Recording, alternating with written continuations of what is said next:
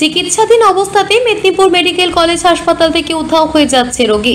নিত্যদিন বাড়ছে খাতায় কলমে অ্যাবসকন্ডারদের সংখ্যা। তথ্য বলছে, গত 7 দিনে মেদিনীপুর মেডিকেল কলেজ হাসপাতাল থেকে নিখোঁজ হয়ে গিয়েছে 121 জন রোগী। এক দিনেই নিখোঁজ হয়েছে 15 থেকে 20 জন রোগী।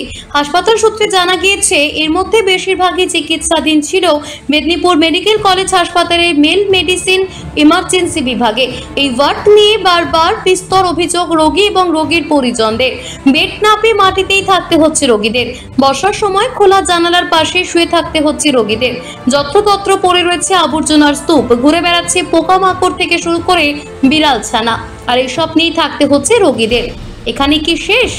না, রোগীর পরিবারের আরো অভিযোগ, হাসপাতালে কোনো সিনিয়র ডাক্তারের দেখা নেই। জুনিয়র ডাক্তারদের দ্বারাই চলছে চিকিৎসা। বেশিরভাগ পরীক্ষা নিরীক্ষা করাতে হচ্ছে বাইরে থেকে টাকা দিয়ে। ওষুধপত্র কিনতে হচ্ছে বাইরে থেকে। চারিদিকে পোকামাকড়ে ভর্তি। বৃষ্টি হলে রোগীকে ভিজতে হচ্ছে শুয়ে শুয়ে। কোনো বিষয়ে কর্তব্যরত নার্সদের 10 বার ডাকলে একবার আসে। দুর্ব্যবহার করা হয় রোগীর পরিজনদের সঙ্গে। একের পর এক এই ছবিগুলোই প্রশ্ন তুলে দিচ্ছে হাসপাতালের পরিষেবা নিয়ে। শুধু পরিষেবা নয়, রোগী নিখোঁজের যে সংখ্যা সামনে আসছে তাতে প্রশ্ন উঠছে হাসপাতালের নিরাপত্তা ব্যবস্থা নিয়েও। যদিও হাসপাতালের বর্তমান দায়িত্বপ্রাপ্ত ফ্যাসিলিটি ম্যানেজার দিলীপ কুমার পলমল রোগী নিখোঁজের বিষয়টি স্বীকার করে নিয়ে জানান, এ নিয়ে ইতিমধ্যে একটি কমিটি করা হয়েছে হাসপাতাল প্রশাসনের তরফে। তারপর থেকে অ্যাবসকন্ডেন্টের সংখ্যা অনেকটা কমেছে। যেগুলো অ্যাবসকন্ডেন্ট বলা হচ্ছে ওগুলো সবই ডিসচার্জ হওয়া রোগী। ওরা 2টো পর্যন্ত অপেক্ষা না করেই চলে গেছে। তবে চিকিৎসা সংক্রান্ত বিষয়ে তেমন কোনো অভিযোগ নেই। অভিযোগ এলেই সঙ্গে সঙ্গে ব্যবস্থা নেওয়া হয়। পরিষেবা ব্যবস্থা খুব ভালো নয়, খুব খারাপ অবস্থা। কালকে আমাদের স্লাইন দিয়েছে, কালকে রাত্রে স্লাইনটা দিয়েছে, তো চ্যানেল কোনো কারণে জাম ছিল। আজকে সকালে পর্যন্ত ঠিক হয়নি। রাত্রে কয়েকবার বলতে গেছিলাম ডাক্তারবাবুকে, রুগী নিয়ে গেছিলাম ডাক্তারবাবুর কাছে, তো চেঞ্জ করলো না। আজকে সকালে আমাদের স্লাইন দেওয়ার কথা ছিল, স্লাইন দিচ্ছিল, তো বলছে চ্যানেল আগে চেঞ্জ করে তারপরে স্লাইন দেওয়া হবে। স্লাইনটা আজকে সকালেও দেয়নি। আর চ্যানেলটা চেঞ্জ নার্সটা করছে না, ডাক্তারবাবু দিদি বলছে, ডাক্তারবাবু বলছে যে এই রোগী আমাদের নয়। তো আমরা খুব বিভ্রান্ত হয়ে যাচ্ছি, আমরা কি করবো? পরিষেবা কোথায়? তো শুধু ডাক্তারবাবু সারাদিনে 2-4 দেখবে, আর কিছু না, সবকিছু বাইরে। ওষুধ মানে এই যে একটু গ্যাস হয়েছে, গ্যাসের ওষুধটাও কিনে আনো, আর পরীক্ষা সব এই যে যেতে যাও স্পন্দনে যে করে নিলে দেখবে। মানে বাইরে থেকে নার্সিংহোমে পাঠিয়ে দিচ্ছে? হ্যাঁ, ডাক্তারের নার্সিংহোমে পাঠিয়ে দিচ্ছে? হ্যাঁ, ডাক্তারের নার্সিংহোমে পাঠাচ্ছে। ওইখানে এখানটা কি আছে জানিনি, আমার 2-3 বার এই করে টেস্ট করা হয়ে গেল। এই সাপে কাটার এখন তো ভালো আছে, আজকে ছুটি দিবে বলছে, দেখি কি হয়। একবারে ভালো হচ্ছে না। এই যে পোকামাকড় সব পড়ছে, আমরা এখানে বসে আছি, এই যে নোংরা জিনিসে সব বসে আছি। রোদ হলে পেশেন্টকে রোদ লাগছে, সে বৃষ্টি হলে বৃষ্টি পড়ছে, কোথায় উঠে যাবে রাত্রের সময়? হ্যাঁ, খাবারও পোকা। এই যে পোকাটা কত নোংরা, এই রোগী খাবে? আজ 3 দিন হয়ে গেছে না। আমার নাম সাবিরা। ওষুধ দিচ্ছে, সেই মুখ দিয়ে রক্ত পড়ছিল, রক্ত বমি হয়েছিল। নার্সের ব্যবহার খুব ভালো নয়, বলছে ও মানে ব্যবহার যে করছে না, মানে অন্যরকম অভদ্র মতন ব্যবহার। ডাকলে মানে 10 বার ডাকলে একবার আসবে। কিছু। এবং এটা নিয়ে আপনাদের একটা কমিটিও গঠন হয়েছে, যেটা? না, কোনো কমিটি কোনো কিছুই না। কেউ যদি এমার্জেন্সিতে দেখানোর পরে কেউ যদি ভাবে যে বাইরে যাবে, চলে যায়, এগুলো এরকম হয়। এটাকে নিয়ে বাজে একটা প্রচার চলছে। না, অনেকে বলছে ভর্তি হওয়ার পরেও নাকি চলে যাচ্ছে কিছু না জানিয়ে কাউকে। না, ভর্তি হওয়ার পরে যাবে কি করে? ভর্তি হওয়ার পরে হয় তাকে ডিসচার্জ নিতে হবে, নাহলে অন রিকোয়েস্ট বা লামা করতে হয়। হ্যাঁ, ওগুলো তো লামা হলে আমাদের কাছে ইনফরমেশন আছে। যেগুলো 2-1টা অ্যাবসকন্ডেড, ওটা হয়ই, ওটা সব জায়গাতে। যেগুলো ওগুলো তো আলাদা প্রসিডিওর আছে, পুলিশ ইনফরমেশন যায়।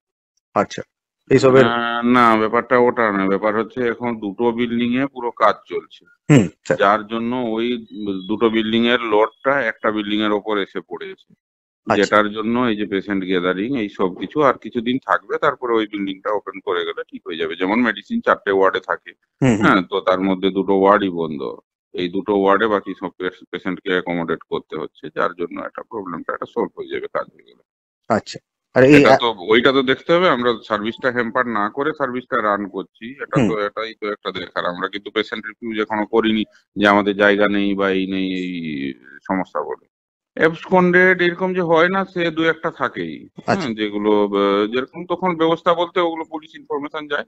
আচ্ছা, অ্যাবসকন্ডেড কিরকম কিছু বাইরে এক্সরে করতে মানে কোনো ইয়ে করতে গেল বা কিছু এলো না, তখন আর এলো না, এটা তো হয় না। এখন ফেসিলিটি সমস্ত প্রায় অ্যাভেলেবল হসপিটালে। ধরুন কোনো ইনভেস্টিগেশন যেটা করতে যাচ্ছে বাইরে, সেই ওইগুলোতেই তখন। আচ্ছা,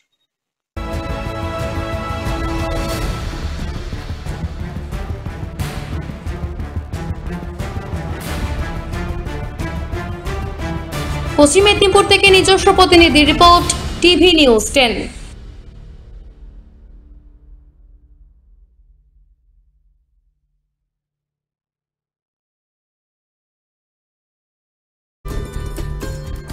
সহজেই স্বাস্থ্যসাথী কার্ডের মাধ্যমে সুচিকিৎসার একমাত্র প্রতিষ্ঠান citizen hospital, Bidhannagar, Durgapur. Helpline number 9800897855। অ্যাপয়েন্টমেন্টের জন্য ফোন করুন 7477783932 কিংবা 9933475697 এই নম্বরে। প্রিয়জনের অসুস্থতায় দিশাহীন, চিকিৎসার সঠিক দিশা পেতে ফোন করুন 7477716138, 7477716139 এই নম্বরে। শহর দুর্গাপুরে চিকিৎসার নতুন দিশা life care hospital. Life care takes care of your health. প্রবীণদের জন্য রয়েছে বিশেষ ছাড়। স্বাস্থ্যসাথী সহ সমস্ত মেডিক্লেম ইন্স্যুরেন্সের চট জলদি সমাধান। অভিজ্ঞ চিকিৎসক মন্ডলীর দ্বারা সঠিক রোগের নির্ধারণ ও চিকিৎসা। সিটি সেন্টারে ডক্টর কলোনির পাশে বর্তমানে শহরের চিকিৎসার অন্যতম epicentre life care hospital, passion for care and cure. সবার আগে খবরের আপডেট পাওয়ার জন্য সাবস্ক্রাইব করুন আমাদের ইউটিউব চ্যানেল এবং ক্লিক করুন বেল নোটিফিকেশন আইকনে।